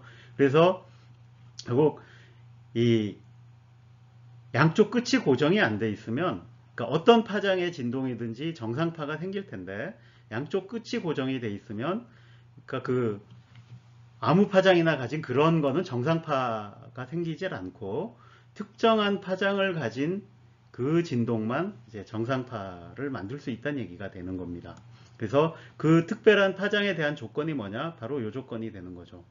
그래서 근데 이제 카파라고 하는 것이 내가 파장으로 바꿀 수 있죠. 그러면 이게 이제 2파이분의 람다가 되니까, 그럼 파장하고 요 줄의 이제 길이의 관계는 L은 2분의 람다 N, 이제 요런 게, 또는 반대로 뒤집어 쓰면 이 파장이, 그러니까 2L을 N으로 나눈 그런 이 파만 이렇게 이제 이 정상파를 이룬다가 됩니다. 그런데 여러분들이 이런 상태에서 그래서 이 줄을 흔들면, 그러니까 우리가 앞에서 진동할 때 배웠던 이제 공명 현상하고 똑같은 일이 일어납니다. 그러니까 저 줄을 흔들 때, 그러니까 저런 딱 맞아떨어지는 그 진동수로 흔들면은, 그러니까 저 줄의 진동이 크게 일어나고, 그러니까 저 조건에 안 맞는 진동수로 흔들면 별로 반응을 안 합니다. 그래서 이렇게 이 줄에 이 고유 진동수가 이런 형태로 생긴다라는 거를 내가 저 줄을 진동수를 바꿔가면서 흔들어 보면 반응이 크게 일어난다. 그 진동수로부터 찾아낼 수가 있어요. 그래서 앞에서 봤던 요게 이제 기본 진동수.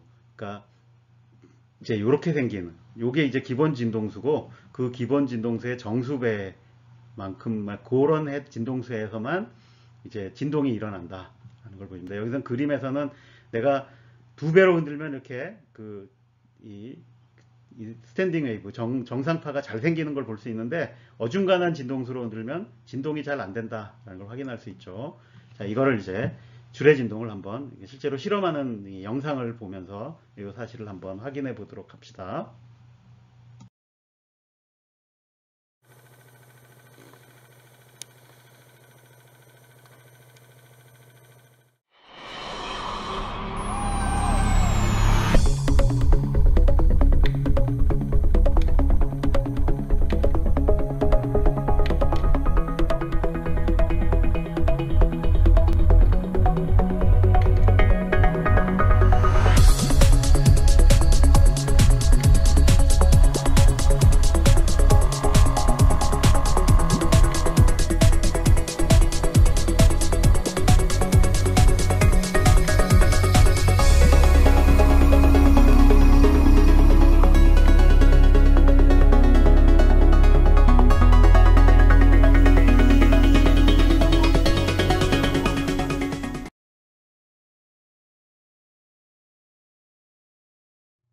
네, 이번에는 이 공기관에 생기는 정상파를 한번 알아보겠습니다. 줄에 생기는 정상파와 뭐 크게 다를 건 없는데 차이점이 있다면 이제 경계 조건이 달라질 수 있다라는 겁니다. 줄은 어쨌든 대부분의 경우에 양쪽 끝이 고정되어 있어서 거기서는 진동을 할 수가 없었죠. 그런데 이 공기관의 경우에는 이 그 관 끝에서의 경계 조건이 두 가지가 다 가능하다라는 겁니다. 물론 줄로도 이제 구현이 가능하긴 한데 이 공기관이 이제 더 확실하게 이걸 보여줍니다. 그래서 하나는 열린 끝이라는 건데 이렇게 뚫려 있는 겁니다. 이렇게. 그다음에 닫힌 끝은 이렇게 막혀 있는 겁니다. 지금 여기 보면 여기는 양쪽이 다 열려 있는 경우고 요거는 한쪽은 열려 있고 한쪽은 이제 막혀 있는 그런 경우인데 그러니까 요 막혀 있다라는 조건 때문에 여기에서는 이 공기가 진동을 할 수가 없습니다.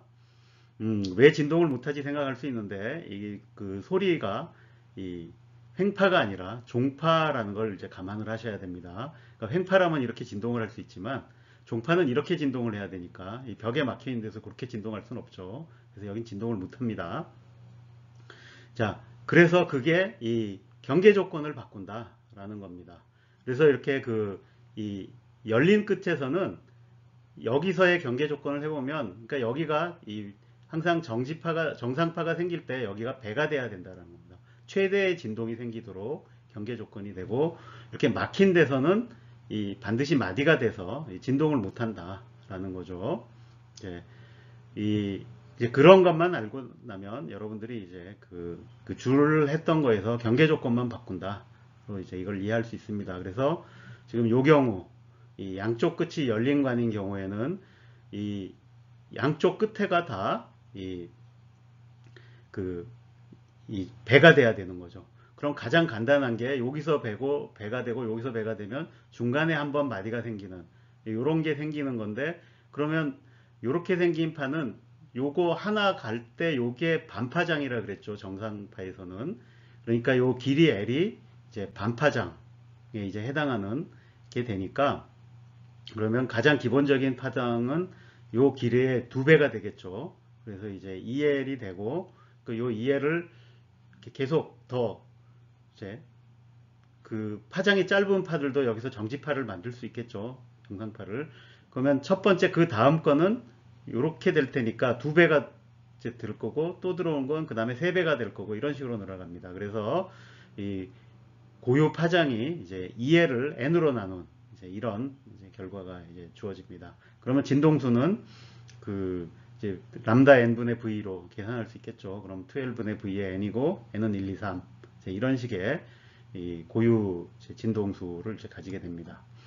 반면에 한쪽은 열려 있고 한쪽은 막혀 있다 그러면, 자, 그러니까 처음 가장 이제 이 파장이 그러니까 긴 것이 여기는 배가 되고 여기는 마디가 되는 거겠죠. 그럼 이렇게 생기는 건데, 그럼 요 길이 L이 4분의 1 파장이 되겠죠.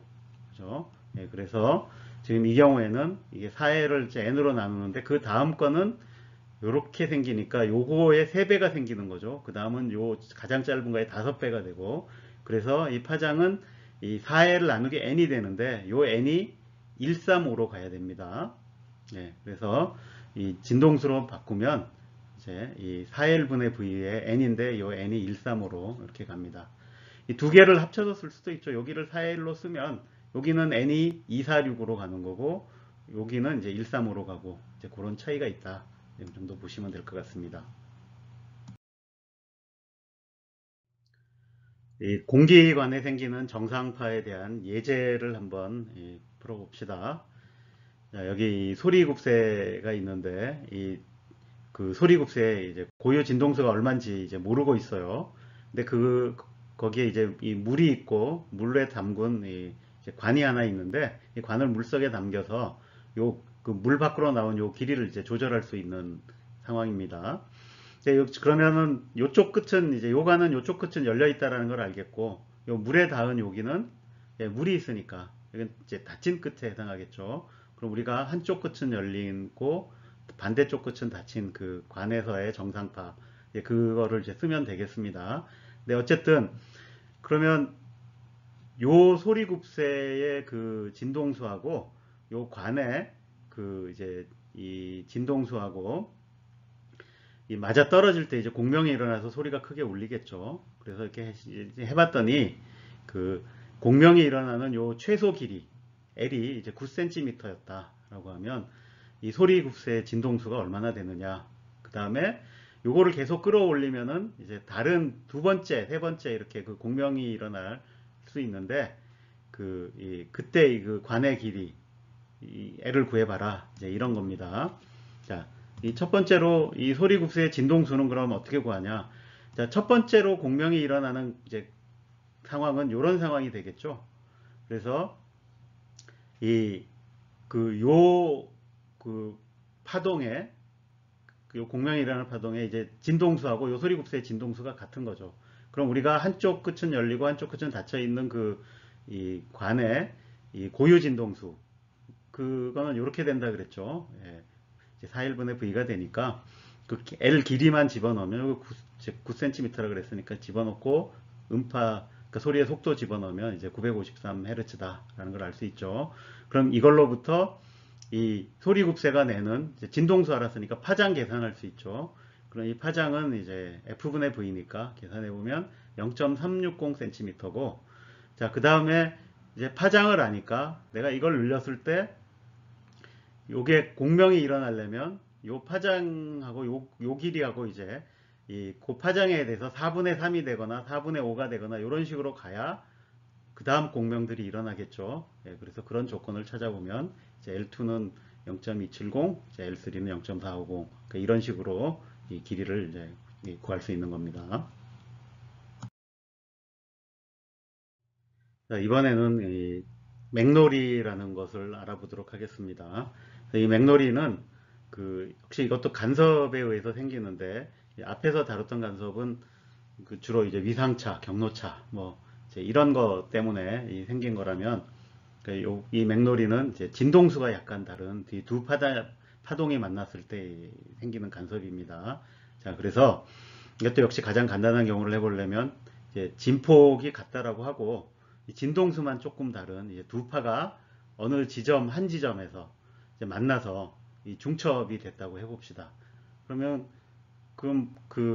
더하면 되겠죠. 그래서 하나는 지금 이제 A 코사인 오메가 1t로 진동을 하고 그다음에 또 하나는 A 코사인 오메가 2t로 이제 진동을 합니다. 그죠? 이게 어느 한 점에서 이제 이렇게 된다는 얘기죠. 그러면 이 두 진동을 더하면 어떻게 되느냐? 자, 이번에는 이 코사인에 대한 합의 공식을 이제 적용을 해보시면 내가 이 두 개 더한 거를 이렇게 역시 코사인 곱하기 코사인 두 개로 이렇게 곱으로 쓸 수 있습니다. 근데 하나는 더해지고 하나는 빼지겠죠. 자, 이렇게 더해진 부분과 빼진 부분으로 나누는데 먼저 이 더해진 부분을 해보면 이건 오메가1하고 오메가2가 이제 거의 같은데 조금만 다른 경우죠. 그래서 이건 거의 그냥 이 오메가1이나 오메가2하고 비슷한 정도로 진동을 할 겁니다. 그래서 이거는 지금 이 빠르게 진동을 하고 있는 상황이고, 요 앞에 부분을 보면 요거는 차이죠. 근데 오메가 1과 오메가 2가 굉장히 작은 차이라 그랬으니까 요 값은 작을 겁니다. 그럼 요거는 또 역시 시간에 따라 진동을 하는데 요거하고 비교했을 때 굉장히 느리게 진동하죠. 그러니까 천천히 진동한다는 얘기입니다. 근데 하나는 빠르게 진동하고 하나는 천천히 진동하면, 자, 이 그림에서 보듯이 이렇게 조금 진동수 차이 나는 걸 두 개를 섞었더니 이런 식으로 된다라는 거죠. 그래서 이게 이제 시간에 따라서 변해가는데, 그러니까 이 빠른 진동의 진폭이 커졌다가 작아졌다 하는 거죠. 요 커졌다 작아졌다 하는 주기가 요걸로 주어지는 거죠. 그렇죠? 그래서 이렇게 두 개의 조금 다른, 진동수만 조금 다른 두 개를 섞으면 우리가 어떻게 되냐면 이 진폭이 커졌다 작아졌다 커졌다 작아졌다 하면서 이렇게 이제 이 울리는데, 이걸 이제 맥놀이라고 합니다. 그래서 이런 맥놀이는 보통 음파 가지고 이제 많이 일어나죠. 그래서 진동수가 비슷한 두 소리를 내는데 약간의 차이가 난다. 그걸 동시에 이렇게 소리를 내면 우리 귀에는 어떻게 들리냐면, 이게 이 진동수는 그건데 진폭이 커졌다 작아졌다 하는 그 차이가 천천히 일어나니까 우웅 하는 식으로, 그러니까 이런 식으로 이제 일어납니다. 그래서 이걸 이제 맥놀이, 영어로는 이 비트라고 합니다. 그래서 이 진동수가 약간 다른 두 파가 중첩되면 이 합성파의 진폭은 그보다 훨씬 느린 주기로 이렇게 이제 변한다. 그래서 이 느리게 변하는 이 맥놀이 진동수는 그럼 어떻게 되냐? 지금 여기서 보니까 요 2분의 오메가 1 마이너스 오메가 2, 요게 이 주기를 결정할 것 같은데, 이게 진폭이기 때문에 이렇게 한 번 변하지만 사실은 그 반만 있어도 이렇게 한 번 변하죠. 그래서 요 2를 빼고, 그래서 그 진동수의 차이만큼, 그러니까 그 진동수로 이 맥놀이 진동이 일어난다라는 겁니다. 그래서 사람들이 이 차이를 들으면, 그러니까 이 이제 초당 20비트의 차이까지는 이제 구별해서 이렇게 울린다라는 것을 이제 구별해낼 수 있다 그럽니다.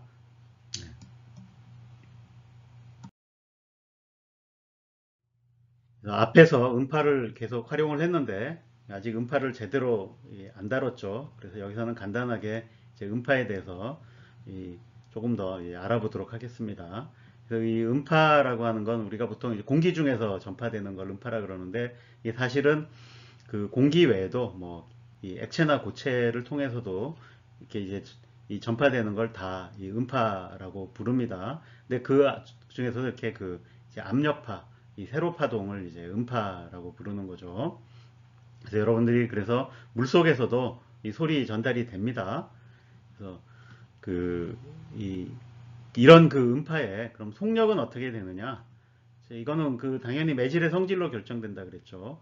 그럼 줄에서는 그 이제 그 장력을 그 밀도, 선밀도로 나눈 거에 루트 씌운 거였는데, 그 음파의 속력도 이렇게 그 구해 보면 그런 비슷하게 나오는데, 이제 이 고체하고 이제 기체, 액체의 경우가 조금 다릅니다. 왜냐하면 고체라고 하는 건 유동성이 없기 때문에, 그래서 이 고체의 그럼 이런 그 탄성과 관계된 성질을 나타내는 게 뭐가 있냐? 그걸 이제 영스 모듈러스라 그래서 이제 우리나라 말로는 영률이라 그러는데, 이 y라는 게 이런 식으로 정의됩니다. 조금 어렵죠? 예.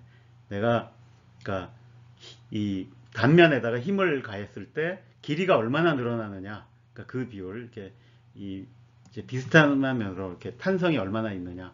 이렇게 이제 그렇게 이제 재는 이제 율입니다. 근데 그거를 이제 밀도로 나눈, 밀도가 등장하는 건 여러분이 쉽게 이해를 하겠죠. 그러니까 이게 탄성과 관계된 거, 질량과 관계된 거, 이렇게 돼서 이 조합으로 되고, 기체나 액체의 경우에는 이 복원력이 없죠. 그래서 이런 역률은 정의가 안 되는데, 그 비슷한 게 이제 부피 탄성률이라는 게 정의가 됩니다. 그래서 이거는 뭐냐 하면 내가 압력을 바꾸면 부피가 얼마나 바뀌느냐, 이제 그거의 역수로서 이 부피 탄성률이라는 걸 정의를 합니다. 그래서 역시 마찬가지로 이제 탄성에 관계된 부피 탄성률 나누기 밀도의 스퀘어 루트 한 게 이 음파의 속력이 됩니다. 그래서 일반적으로 이 기체, 액체, 고체가 있으면 그 고체에서의 그 전파 속력이 제일 빠르고, 그 다음에 액체, 기체 이렇게 간다. 그래서 여러분들 그 물속에서 소리의 속도가 더 빠르고 고체를 통해서 전달되는 소리의 속도는 이제 더 빠르다, 얘기할 수 있습니다. 근데 우리가 익숙한 거는 이 공기 중에서의 이 소리니까, 근데 공기 중에서는 그 일기압 20도씨에서 음속이 이제 343m/s라고 알려져 있고, 이 온도 의존성이 좀 있습니다. 그래서 온도가 올라가면 조금씩 이 이제 속도가 올라가는데, 당연히 가장 큰 영향은 밀도가 달라지는 것도 영향이 크겠죠. 물론 이것도 달라지겠지만, 이제 그런 영향으로 어쨌든 이 온도가 올라가면 이제 속도가 조금씩 빨라진다라는 겁니다. 자, 어쨌든 이 음파라고 하는 건 압력파 그리고 이 세로 파동입니다. 그래서 이렇게 그 압력이 높은 곳, 낮은 곳이 이렇게 반복이 되고 이것이 이렇게 진행돼 간다라는 거죠. 그래서 이런 성질이 있다라는 걸 여러분들이 이해를 하고 있기 바랍니다.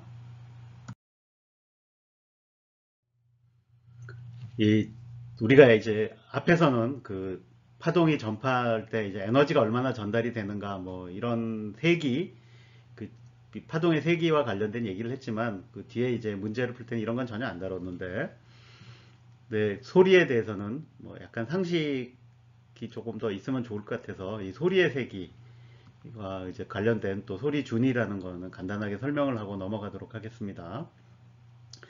자, 이 소리의 세기라는 게 이렇게 그 소리를 내는 음원이 있다 그러면 여기서 에너지를 계속 그 밖으로 내보내야 되겠죠. 그래서 이 음원의 출력, 이거는 이제 일률에 해당하는 거죠. 그래서 이제 파워, P라고 쓸 수 있겠습니다. 근데 그 여기서부터 이제 우리가 소리를 듣거나 할 때는 거리가 어느 정도 떨어진 데서 듣겠죠. 예를 들어서 R만큼 떨어진 데 있다고 해봅시다. 그러면 이 소리가 나한테만 오는 게 아니라 대개 이제 구면파를 통해서 퍼져나가면 이렇게 구면을 형성하면서 퍼져나가겠죠. 그러면 갈면 갈수록 이 세기가 이제 약해질 겁니다. 그래서 내가 여기서 듣는 소리의 세기라고 하는 건 뭐냐? 그러면 단위 면적당 들어오는 이 파워, 그 일률이 얼마냐라는 이제 이것으로 이렇게 이제 이 측정을 하게 될 겁니다. 그러니까 결국 이 단위 면적당, 단위 시간당 이 들어오는 에너지가 바로 세기, 이거 보통 얘기하는 파동의 세기가 되겠습니다.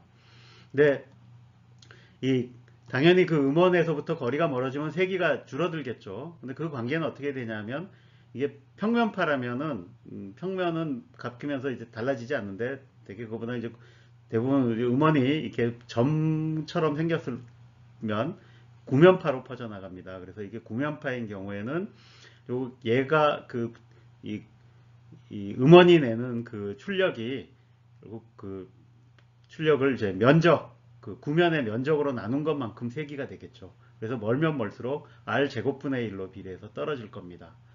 그래서 이렇게 이제 줄어든다 하는 건 이제 기본적인 그 에너지 보존 때문에 이렇게 돼야 된다는 건 금방 여러분들이 이해하실 수 있을 겁니다. 자, 근데 내가 이렇게 여기서 떨어져서 들었을 때 그럼 소리의 세기 단위를 좀 정해 놓으면 좋겠죠. 그 세기는 결국 요 양에 대한 이제 이 기준치, 그 단위를 정하는 겁니다. 근데 그걸 이제 정할 때 이 데시벨이라는 단위를 정해놨어요. 근데 이걸 어떻게 정했냐면 그 이제 세기를 바로 보는 게 아니라, 그러니까 인간이 들을 수 있는 그 가장 작은 세기의 소리를 보니까 대충 이제 평균적으로 이 정도 되더라. 그게 이제 10의 마이너스 12승 와트 퍼 미터 제곱, 요거의 단위에 해당하는 거죠. 이제 그러니까 이 정도의 세기면 겨우 들을 수 있다는 얘기죠. 근데 이거를 기준점으로 잡아서 이것보다 얼마나 이 소리가 크냐, 세기가 이제 크냐인데 그 사람이 느끼는 이 귀의 감각이, 그러니까 세기를 직접적으로 느끼지 않는다라는 게 문제죠. 이게. 그래서 뭘 대신 느끼냐면 그 세기의 이제 로그 스케일로 그 크기를 이제 느낍니다. 그래서 그러니까 이 소리 크기 정할 때도 그래서 이 세기 값의 이 기준치에 대한 요 비율을 상용 로그를 취해요. 그러면 그러니까 가장 약한 소리일 때가 0이란 얘기죠. 0벨이라고 부르는데 그 벨이라는 단위가 이제 그 무슨 이유에서인지 뭐 쓰기가 나빴는지 그의 10배를 취해서 그리고 데시벨이라는 단위를 씁니다. 데시라는 게 10분의 1이죠. 그래서 10을 곱해서 거꾸로 또 데시벨이라고 붙입니다. 자, 그래서 이제 이런 식으로 상용 로그 취한 값을 이제 이렇게 부른다라는 거고, 여기 보면 가장 작은 소리가 이제 그러면 기본적으로 0데시벨이 되겠죠. 그 다음부터 이렇게 데시벨이 올라가는데 30데시벨이 됐다는 얘기는 무슨 얘기입니까? 세기가 요 소리, 가장 조용한, 들을 수 있는 가장 조용한 소리에 10의 3승배가 됐다는 얘기죠. 그러니까 1000배라는 얘기입니다. 그죠? 40데시벨이면 10의 4승배, 이제 10,000배가 된다는 얘기죠. 그래서 골프 치는 소리가 그 가장 조용한 소리에 10,000배 크기나 된다는 얘기죠. 예, 거리에 이제 차들 다니는 소리는 60데시벨이다 하는 얘기는 그거에 100만 배 이런 식으로 간다라는 거죠. 그래서 제트기 이륙할 때 나는 소리 그러면 이제 130데시벨이면 이게 우리가 듣기에는 그냥 크다는데 그걸 세기로 진짜로 나타내면 그 세기는 무지무지하게 훨씬 더 크다라는 걸 이제 알 수 있는 거죠. 그래서 소리의 상대 세기는 요 데시벨의 차이로 이제 표시하는 겁니다. 그래서 예를 들어 110데시벨과 90데시벨의 차이는 20데시벨인 거죠. 그럼 그건 무슨 얘기냐? 세기의 차이가 이제 100배라는 뜻입니다. 2단계 이렇게 하면 됩니다. 자, 그 다음에 요 그림이 보여주는 건 뭐냐면 그러니까 우리가 이제 들을 수 있는 사실은 그 가장 약한 소리가 여기 이렇게 적어놨는데 사실 요거는 그러니까 평균적인 값이고 진동수에 따라 이제 잘 들을 수 있는 소리가 있고 잘 못 듣는 소리가 있다라는 거죠. 그래서 그러니까 우리가 가장 사람들이 잘 듣는 소리가 대략 1kHz 근방이라 그럽니다. 그래서 여기서를 잘 듣고 이 진동수가 커지거나 이제 낮아지거나 하면 이제 좀 감도가 떨어진다라는 얘기고 빨간색과 파란색은 또 뭐냐면 이제 젊을 때와 나이 들면 또 그게 달라져서 이 파란색은 나이가 들면 이제 이 청력도 이제 나빠지더라라는 걸 이제 보여주는 곡선입니다. 이번 수업의 마지막 주제로 도플러 효과와 충격파라는 것에 대해서 알아보도록 하겠습니다. 이 도플러 효과는 굉장히 우리가 유용하게 이제 많이 활용하는 효과 중에 하나인데 이렇게 전파 속력이 이제 V인 이 파동과 매질이 있다라고 해봅시다. 그 매질에 파동이 전파 속력이 V인데 그러니까 이것을 음원이 움직이고 또는 관측자가 움직이거나 할 때는 이 진동수가 달라진다 라고 하는 것이 이제 도플러 효과입니다. 그래서 그걸 정확하게 이제 수식으로 표현을 해보면 자, 원래 음원이 정지해 있을 때 내는 그 진동수를 내가 이제 F0라고 해봅시다.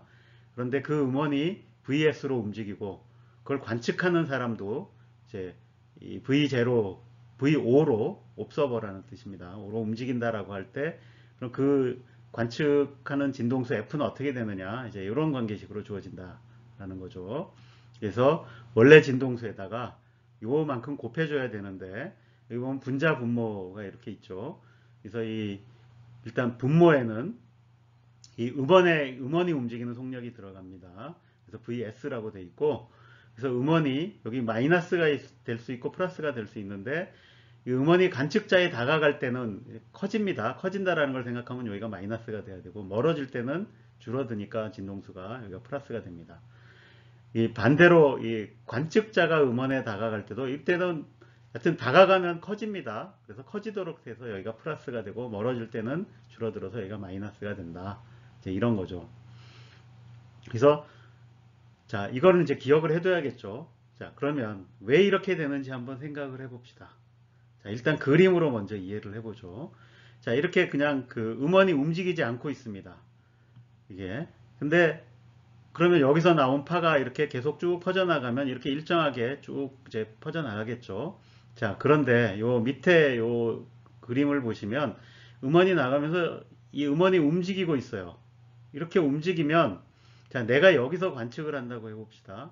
그러면 여기서 관측할 때 오던 단위 시간당 오는 파고의 수, 그게 진동수죠. 지금 요 경우에는 얘가 오면서 계속 만들기 때문에 단위 시간당 오는 파고의 수가 늘겠죠.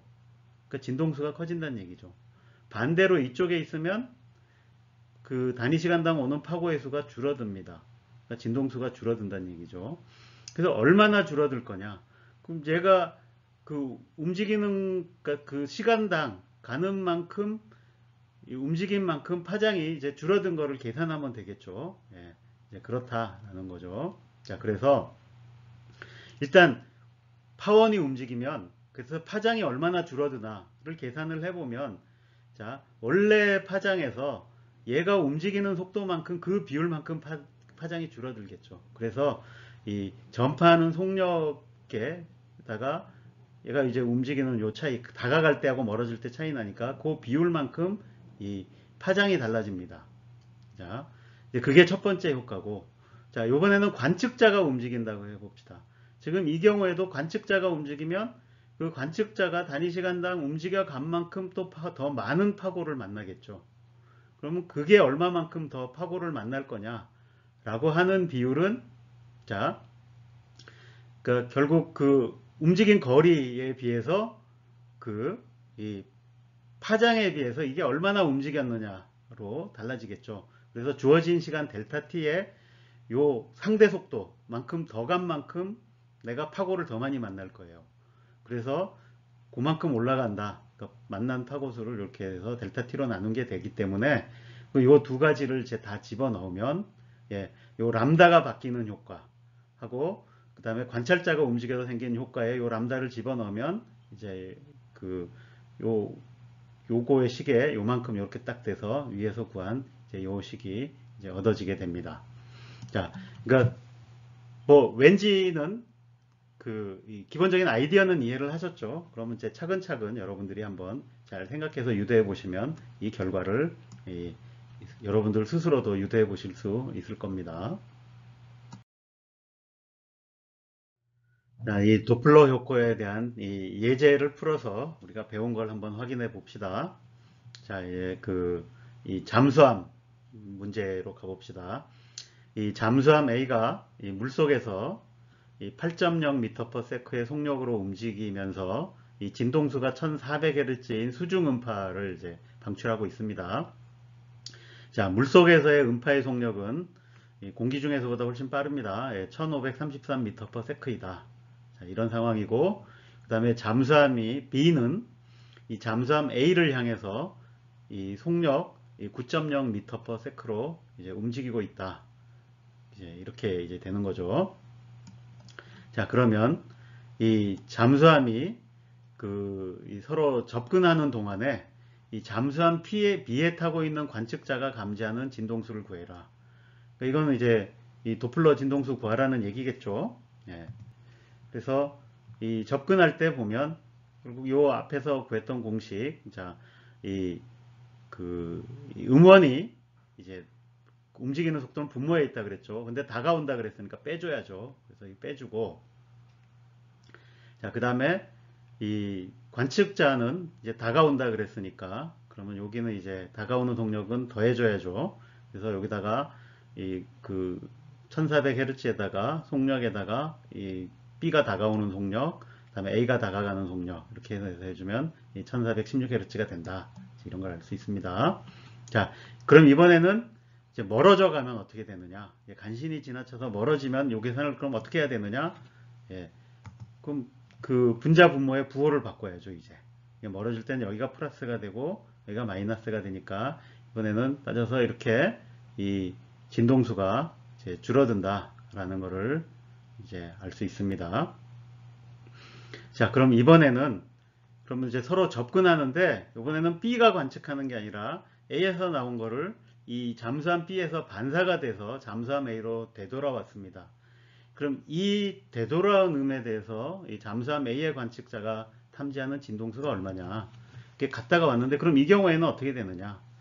자, 갈 때하고 올 때하고 그러니까 반사돼서 오는데 그 반사되는 거는 그러니까 그 B라는 관측자가 했던 그 진동수로 다시 내보낸다라고 생각하면 되겠죠. 그래서 그럼 도플러 효과를 두 번 적용하면 될 겁니다. 그래서 이렇게 이 입사파와 반사파 각각에 대해서 도플러 효과를 이제 적용을 하는 거죠. 자, 그러면 일단 반사돼서 돌아오는 거는 그러니까 그 B가 관측한 그 진동수에서 이제 또 한번 이번에는 B가 이 음원처럼 작동하는 거죠. 그래서 B의 속도를 빼주고 그 다음에 A가 관측자가 됐으니까 이 관측자가 분자에 가서 이렇게 더해준 게 될 겁니다. 근데 반면에 이 반사되기 전에 나가는 파에 대해서는 우리가 앞에 썼던 그거 그대로 다시 이제 계산을 해야겠죠. 그래서 그 경우에는 이제 A가 음원이었으니까 분모에 VA를 빼주고 B가 관측자였으니까 이제 VA를 빼줘야 됩니다. 그래서 이 원래 진동수에 이 갈 때의 도플러 효과, 반사돼서 돌아올 때의 도플러 효과를 각각 이렇게 집어넣고 계산을 이제 해주면 이제 이런 답이 나오게 되겠습니다.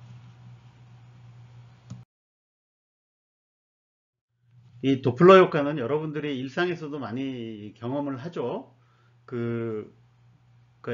뭐 앰뷸런스 같은 거 지나갈 때, 그러니까 막 나한테 다가올 때는 앰뷸런스의 그 사이렌 소리가 좀 크게 들리다가 나를 통과해서 지나가고 나면 그때부터 소리가 갑자기 확 줄어든 이제 느낌이 들죠. 예, 이런 것도 도플러 효과고, 여러분들이 지하철역에서 지하철 기다릴 때도 똑같이 지하철 들어올 때와 갈 때, 물론 지하철 안 타고 들어보면 차이가 난다. 뭐 이런 거죠. 이건 이제 소리에 대한 도플러 효과고, 그거 외에도 이 도플러 효과는 이렇게 이제 이 레이저나 또는 레이더 같은 거에서 이제 마이크로파를 쏘거나 해서 이렇게 반사돼서 돌아오는 거를 보면, 우리가 앞에 예에서 풀었듯이 그 잠수함에서 이게 이 음파를 쏴가지고 돌아오는 걸로부터 그 진동수가 얼마나 달라지는가를 보면 그 속력을 알아낼 수 있는 거죠. 이 잠수함에. 그래서 이렇게 스피드건 같은 데도 활용이 되고, 그 다음에 이제 레이더 같은 데서도, 레이더는 보통 마이크로파를 쏘는데 이게 이 돌아오는 걸로부터 그 위치를 알아낼 수 있을 뿐만 아니라 이 진동수가 얼마나 이제 달라졌나 이런 것까지 이제 다 알아내면 그 움직이는 물체의 이제 속도도 알아낼 수 있다. 뭐 이런 얘기죠.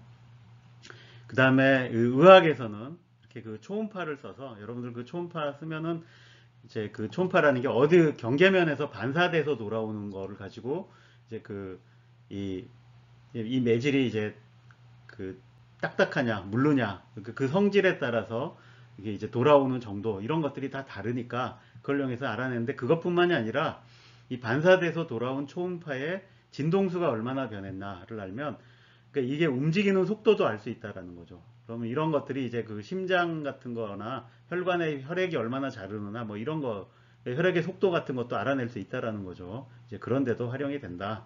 뭐 이제 그래서 이 도플러 효과는 굉장히 쓰임새가 많은 효과입니다. 자, 도플러 효과는